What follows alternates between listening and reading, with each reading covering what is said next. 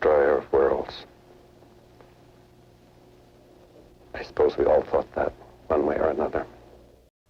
Oppenheimer était un homme aux multiples talents. Il parlait 8 langues, écrivait de la poésie.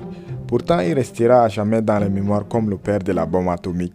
L'homme qui a donné à l'humanité le pouvoir de se détruire était hanté par sa propre création. Lorsque les gens ont rencontré pour la première fois Julius Robert Oppenheimer, ce qui était évident pour eux était son intellect. Il a appris le néerlandais en 6 semaines juste pour pouvoir donner une conférence lors d'une visite aux Pays-Bas. Il est né à New York le 22 avril 1904, fils aîné d'un immigré juif allemand. Son père, Julius Oppenheimer, était un importateur de textiles qui est devenu très riche. Sa mère était une peintre. Il a grandi à Manhattan. Après avoir fréquenté une école privée d'élite à New York, il est allé à Harvard en 1922 avec l'intention de devenir chimiste, mais en partant avec un appétit pour la physique. Il était attiré par la physique expérimentale après avoir suivi un cours de thermodynamique à Harvard. Il a également étudié la philosophie, la littérature grecque et française. Il aimait passer son temps à la bibliothèque. C'était une personne qui se documente beaucoup. Il s'est inscrit à Harvard avec 1 an de retard en raison d'une colite, une maladie inflammatoire de l'intestin. Mais il s'est rattrapé en obtenant son diplôme en 3 ans au lieu de 4 ans. Avant la fin de ses études, Oppenheimer envoie une demande à Ernest Rutherford pour travailler sous sa supervision au laboratoire Cavendish de l'université de Cambridge en Angleterre. Il a en effet réalisé qu'il préfère la physique à la chimie. À cette époque, le laboratoire est mondialement célèbre pour ses recherches en physique atomique et nucléaire. Cependant, il n'était pas bon en laboratoire et s'est rendu compte que son point fort n'était pas le travail expérimental, mais plutôt la physique théorique. Le stress du travail de fin d'études l'a mis dans une dépression et il est devenu émotionnellement instable. Ces difficultés lui font réaliser qu'il n'est pas à la hauteur du défi qu'il s'est lancé. En décembre 1925, Oppenheimer passe les vacances de Noël à Paris avec un ancien collègue de l'université Harvard. De retour à Cambridge, il consulte régulièrement un psychiatre. Cet état est la conséquence de ses échecs auprès de la gente féminine et de son incapacité à progresser au laboratoire. Le passage d'Oppenheimer à Cambridge révèle sa vocation. Il apprend l'existence d'un petit groupe de physiciens théoriciens particulièrement actifs, menés par Paul Dirac et Ralph Fowler. Auparavant, il n'aurait jamais accepté d'être uniquement théoricien car selon son jugement, leurs travaux dépendent des résultats des expérimentateurs, ce qui en fait donc des suiveurs plutôt que des créateurs, ce qui aurait heurté son éthique déontologique. Les échanges avec Dirac et Fowler sont déterminants pour la carrière scientifique d'Oppenheimer puisque ces derniers sont au courant des derniers développements en physique quantique qui vit une très grave crise. En effet, la mécanique newtonienne macroscopique postule qu'il existe une causalité entre les phénomènes, ce qui n'est pas le cas en mécanique quantique. Les équations newtoniennes ne peuvent donc s'appliquer aux phénomènes quantiques, d'où les incohérences. Toujours à Cambridge, Oppenheimer échange avec Niels Bohr et y apprend l'existence des 3 articles. Le premier article en septembre 1925 par Werner Heisenberg, qui ont fondé la mécanique quantique en termes de mécanique matricielle. En novembre 1925, Dirac donne une formulation algébrique de la théorie d'Heisenberg. En janvier 1926, Erwin Schrödinger publie un article qui propose une mécanique quantique ondulatoire. Comparativement à la mécanique newtonienne, la mécanique quantique se révèle à la fois plus proche de l'expérience et plus abstraite, car elle se préoccupe plus de valeurs calculables que des modèles physiques. Oppenheimer s'enthousiasme pour cette nouvelle physique. Il suit un cours de mécanique quantique donné par Dirac. Vu ses capacités intellectuelles exceptionnelles, il sera invité à Göttingen en Allemagne, offre qu'Oppenheimer accepte sans hésiter. Dans la ville allemande, Oppenheimer est en contact avec des scientifiques de premier plan. James Franck est à la tête d'un institut de physique, Max Born dirige un autre institut de physique, alors que David Hilbert et Richard Courant dirigent l'institut de mathématiques qui joue d'une renommée mondiale, lequel accueille des célèbres mathématiciens. À l'université de Göttingen en Allemagne, il a fait du bon travail et a tenu bon malgré sa jeunesse. Il n'avait que 23 ans lorsqu'il a obtenu son doctorat. Il a ensuite retourné aux États-Unis où il a travaillé comme chercheur à Harvard, puis à la California Institute of Technology ou tout simplement Caltech. Il était tellement pris par les études qu'il ignorait souvent le monde réel. Mais la montée du nazisme en Europe a attiré son attention. Les nazis arrivent au pouvoir en 1933 et avaient pour objectif de créer une société purement aryenne et de mettre fin à ce qu'ils considéraient comme la domination juive en Europe. Ils prenaient une vision ultranationaliste et raciste de l'Allemagne qui devait devenir la nation dominante d'Europe.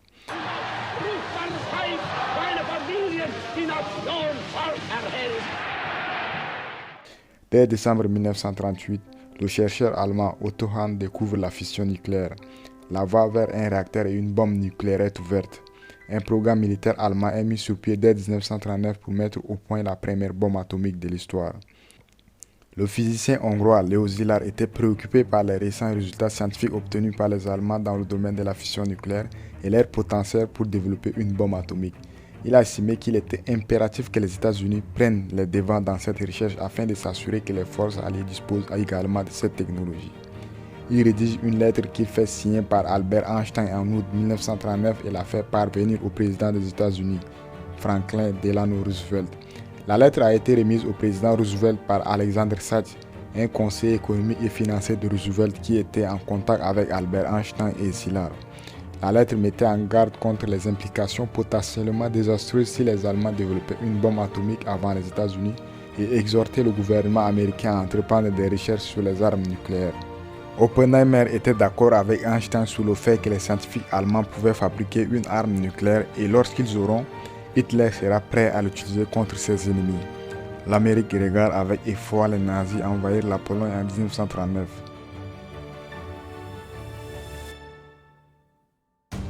Dès 1942, le célèbre physicien Heisenberg dirige donc le programme nucléaire allemand.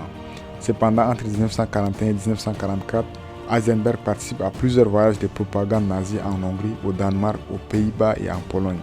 Et lors de ses entretiens avec Niels Bohr à Copenhague en septembre 1941, il lui dit sa ferme conviction que l'Allemagne gagnera la guerre et que nous étions fous d'espérer sa défaite et de refuser la collaboration.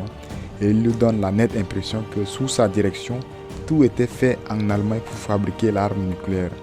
Cette réunion jette un froid entre Heisenberg et Bohr. Peu de jours après, Bohr sera exfiltré vers la Suède puis l'Angleterre et de là aux États-Unis à Los Alamos pour le projet Manhattan. Julius Robert Oppenheimer a été choisi pour diriger le projet Manhattan, le programme de recherche et de développement de la bombe atomique, en raison de ses compétences scientifiques exceptionnelles, de son leadership et de ses connaissances approfondies en physique théorique. Le choix d'Oppenheimer a été fait par une commission de sélection composée de scientifiques et de responsables gouvernementaux. La commission de sélection a été mise en place en 1942 pour identifier et nommer un directeur pour le projet. Parmi les membres de la commission figuraient notamment le directeur du bureau de la recherche scientifique, Vannevar Bush, et le physicien Arthur Compton. Oppenheimer était déjà bien connu dans la communauté scientifique pour ses contributions à la physique théorique, en particulier dans le domaine de la mécanique quantique. Oppenheimer avait une vaste expérience dans la recherche scientifique et avait dirigé un groupe de physiciens de renom à l'Université de Californie à Berkeley. Il était reconnu pour son intelligence, sa créativité et sa capacité à rassembler et à diriger des équipes de scientifiques talentueux. Lors de l'évaluation des candidats potentiels, Oppenheimer a été identifié comme étant l'un des rares scientifiques capables de gérer les aspects techniques et organisationnels du projet. Son expertise scientifique, son charisme et sa réputation parmi ses pairs ont joué un rôle majeur dans sa sélection en tant que directeur du projet Manhattan. Une fois sélectionné, Oppenheimer a pris la tête de l'équipe de scientifiques et d'ingénieurs du projet et a joué un rôle central dans la coordination des recherches, de la conception et de la construction de la première bombe atomique. Son leadership éclairé et son engagement envers la sécurité et le succès du projet ont été largement reconnus. Il a réuni les meilleurs esprits de la physique et a dirigé plus de 3000 personnes, parmi lesquelles on peut citer Enrico Fermi, Richard Feynman, John von Neumann. Los Alamos au Nouveau-Mexique a été choisi comme site principal pour le projet Manhattan en raison de son éloignement géographique, de ses caractéristiques géologiques favorables, des infrastructures existantes, de la disponibilité des personnels qualifiés et de sa capacité à assurer la sécurité et le contrôle des activités du projet. Au départ, Washington n'avait pas pris le projet au sérieux, juste une somme de $6,000 pour financer le projet. Mais plus tard, elle va s'augmenter jusqu'à $2 milliards en 1945, ce qui équivaut à plus de $30 milliards d'aujourd'hui.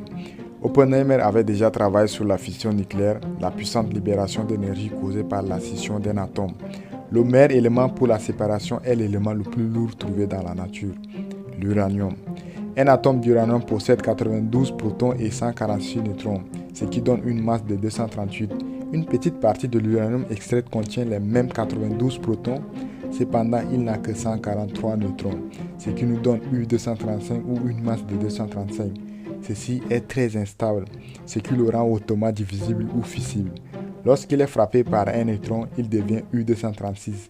Il est instable qu'il se divise en deux atomes, le krypton et le baryum. Dans le processus, 3 autres neutrons sont libérés. Ils s'envolent et percutent d'autres atomes de U-235, provoquant une réaction en chaîne et finalement une énorme explosion. Toute l'énergie est libérée. Les recherches ont montré que le plutonium-239 serait hautement fissible. Cependant, cet élément est difficile à trouver dans la nature et a dû être fabriqué. Des réacteurs ont été construits dans le sud-est de l'État de Washington pour produire le plutonium. Et puis le 16 juillet 1945, des scientifiques ont fait exploser une bombe au plutonium au-dessus de la petite ville d'Alamogordo, au Nouveau-Mexique, nom du code de l'essai, Trinity.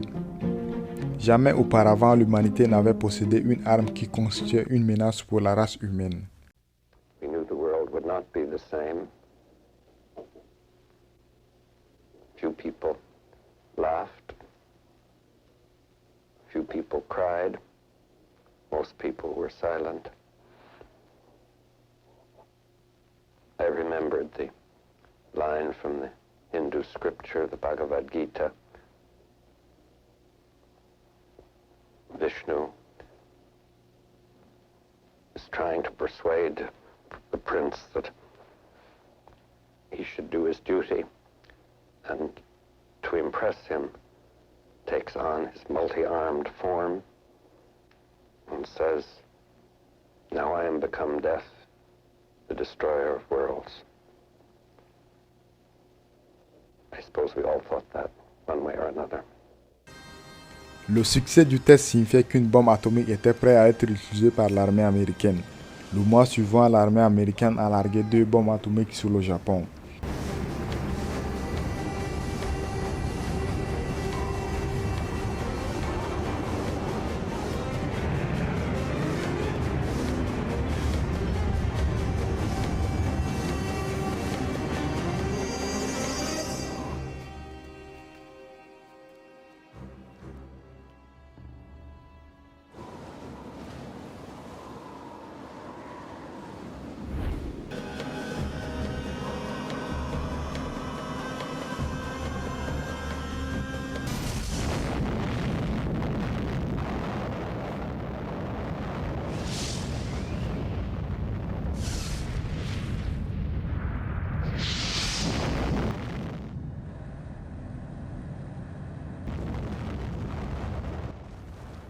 Little Boy. Il s'agissait du nom de code donné à la bombe atomique larguée sur la ville de Hiroshima le 6 août 1945. La bombe Little Boy utilisait l'uranium-235 comme matériau fissile et avait une puissance explosive équivalente à environ 15 kilotonnes de trinitrotoluène ou le TNT. Elle a causé des destructions massives et a entraîné la mort de dizaines de milliers de personnes. Nombre de décès, 140 000.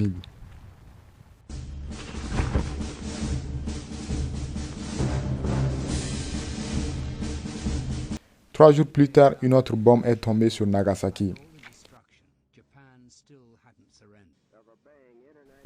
Fat Man. Il s'agissait du nom de code donné à la bombe atomique larguée sur la ville de Nagasaki le 9 août 1945.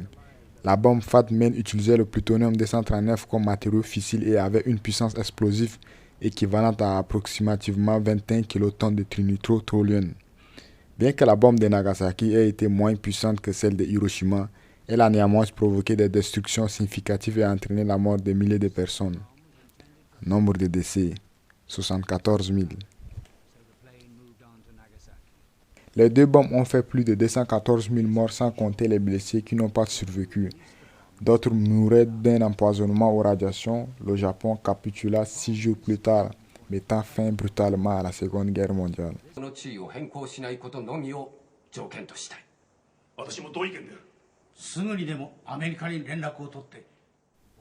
Oppenheimer a d'abord exprimé sa culpabilité pour sa création. Il a déclaré que l'arme avait dramatisé de manière si impitoyable l'humanité et le mal de la guerre moderne. Il a poursuivi.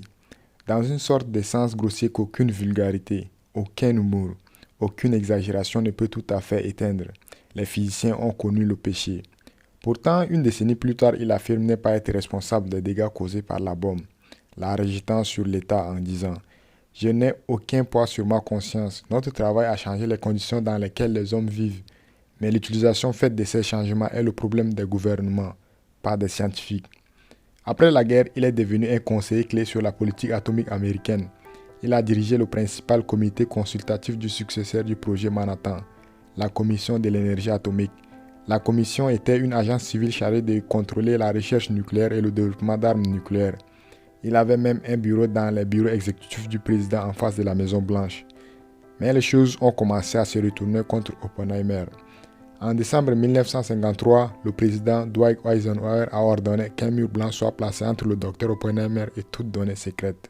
Oppenheimer était soupçonné d'être un espion communiste. Il affirmait qu'il ne s'était jamais intéressé à la politique et à l'économie. Apparemment, il n'était même pas au courant du crash boursier, la crise économique de 1929. Mais il a commencé à entrer en contact avec des groupes de gauche dans les années 30 et 40 après s'être tombé amoureux de Jean Tatlock. Bien que les affiliations communistes d'Oppenheimer étaient clairement connues, elles ne l'ont pas empêché d'être embauché pour diriger le projet Manhattan. Le FBI n'a vu aucune raison de révoquer son habilitation de sécurité lorsqu'il a mené une enquête en 1944. Cependant, le début de la guerre froide a renouvelé l'examen. L'Union soviétique a mené son premier essai nucléaire réussi en 1949, avant les estimations américaines. Les membres du gouvernement se méfiaient d'Oppenheimer. William Lutschken Borden, directeur général du comité mixte du Congrès des États-Unis sur l'énergie atomique, avait envoyé une lettre au directeur du FBI, concluant « Plus probablement qu'improbable, Oppenheimer est un agent de l'Union soviétique ». Une affirmation sans aucune preuve solide. En 1954, Oppenheimer a été convoqué devant un tribunal de la Commission de l'énergie atomique pour expliquer ses affiliations communistes. C'était une audience à huis clos qui a duré 4 semaines. Oppenheimer a soutenu qu'il n'avait pas été radicalisé par son ex-partenaire et a déclaré que ses amis et associations de gauche lui avaient simplement donné un sentiment de camaraderie, rien de plus. Lui-même n'avait jamais été membre du Parti communiste. 3 membres du conseil ont entendu son cas. Par un vote de 2 contre 1, ils lui ont retiré son habilitation de sécurité. Le scientifique autrefois puissant a perdu tout son pouvoir. Le gouvernement américain ne faisait plus confiance aux meilleurs physiciens atomiques du gouvernement américain. Le scientifique hongrois Edward Teller n'aimait pas le fait qu'Oppenheimer ait résisté à travailler sur la bombe à hydrogène, qui est la version la plus avancée d'une bombe atomique. Lorsque le président Truman a approché la commission en 1949 pour construire une bombe à hydrogène, Oppenheimer s'y est opposé. Les États-Unis ont quand même poursuivi le développement d'une arme thermonucléaire et l'ont testée en 1952 aux îles Marshall.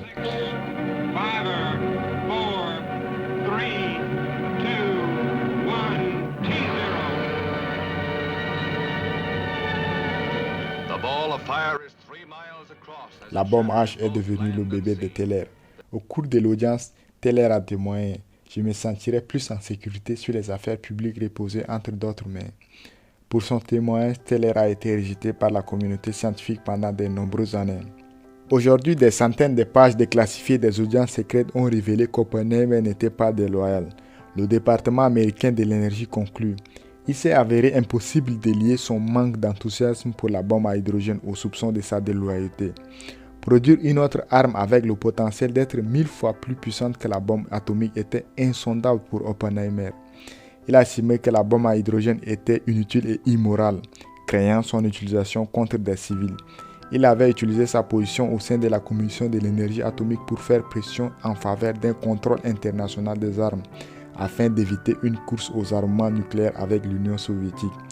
Son habilitation de sécurité révoquée, il s'est installé à Princeton dans le New Jersey, où il dirigeait toujours l'Institut for Advanced Study, un centre de recherche pour les boursiers postdoctoraux. Il a vécu tranquillement jusqu'à ce que le président John Kennedy l'invite au dîner des lauréats du prix Nobel à la Maison Blanche en 1962. Oppenheimer n'a jamais remporté de prix Nobel lui-même, bien qu'il ait été nommé 3 fois pour le prix de physique. Lorsque l'administration Kennedy lui a proposé un nouveau procès pour potentiellement récupérer son habilitation de sécurité, il a refusé. En 1963, le président Johnson lui a décerné l'une des plus hautes distinctions scientifiques décernées par un président, le prix Fermi. En réponse, Oppenheimer a déclaré « Je pense qu'il est tout à fait possible, Monsieur le Président, qu'il vous ait fallu de la charité et du courage pour décerner ce prix aujourd'hui. » 2 ans plus tard, en 1965, Oppenheimer a reçu un diagnostic de cancer de la gorge et c'était une personne qui fumait beaucoup. Le 18 février 1967, il mourut chez lui à Princeton. il avait 62 ans. Le XXe siècle a marqué une nouvelle ère dans laquelle l'existence même de l'humanité est menacée. Cette menace est plus réelle que jamais aujourd'hui avec les craintes que la Russie puisse utiliser des armes nucléaires en Ukraine. Les lancements des missiles nord-coréens en octobre étaient une simulation visant à anéantir des cibles sud-coréennes selon les médias d'État. L'horloge de la fin du monde nous avertit que nous nous approchons de la destruction de notre monde. Au début de la guerre froide, nous étions à 7 minutes avant minuit. Aujourd'hui, nous sommes à 100 secondes de minuit.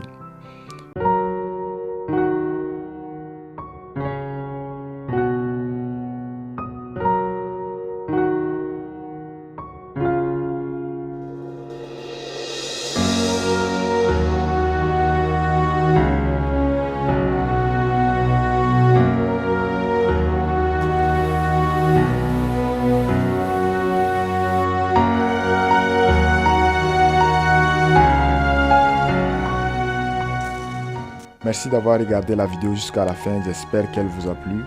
Faites savoir votre avis dans la section des commentaires. Sur ce, prenez bien soin de vous et à bientôt dans une prochaine vidéo.